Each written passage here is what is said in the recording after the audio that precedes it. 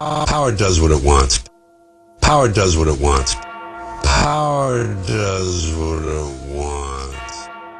Going on in Greektown and yesterday's incident, the interim police chief says it all looks bad and that he's looking into it. 7 Action News reporter Jim Kirstner is live in Detroit to break this all down for us. Jim. Alan and Carolyn, this happened at 2:30 yesterday morning as the nightclub was closing and people moved out onto the street. Few people and police then clashed just minutes later. The first video shows a big group of police moving in on one guy in an orange mask. There's pushing, then it escalates. More police move in. You can see some officers punching and then using their knees. In the next video, pay attention to the man in the blue and orange Detroit Tigers shirt trying to intervene, and a man in a red shirt pulling him back. Then the third video. That man is pushed by one officer. He falls to the ground, gets up, and is punched by a second officer. He falls down hard.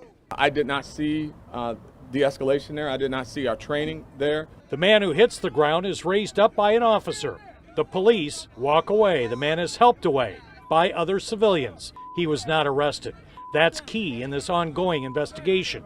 The procedures are, if the man had assaulted police in any way, he would be arrested. I see what you see. That as well.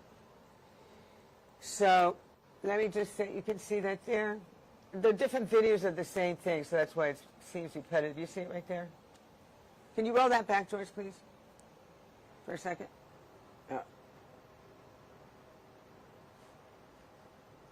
We're doing this from another room, so that's why it seems to be not as well timed as we would like it to be.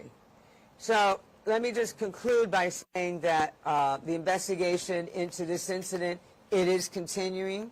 This was a week ago, and potentially other additional charges may be filed.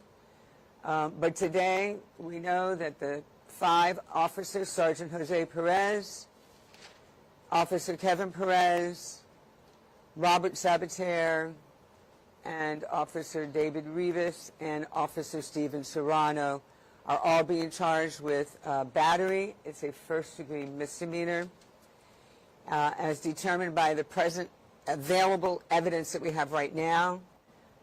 You can see by some other requirements that if you have any other questions about why not other charges, we're available to answer those. But at this point, I don't think we need to do that. But thank you, Ed. I appreciate it. So with that, I will ask, well, I was going to ask the police chief, Peter, if that's okay.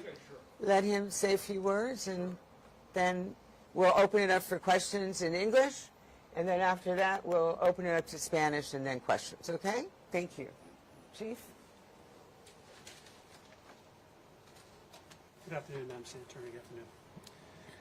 The moment that I learned about this incident and watched the video, I was disheartened to see the way that our officers responded, representing our badge. But I want to emphasize to you, this is by no means at all a reflection of the dedicated men and women of the Miami Beach Police Department.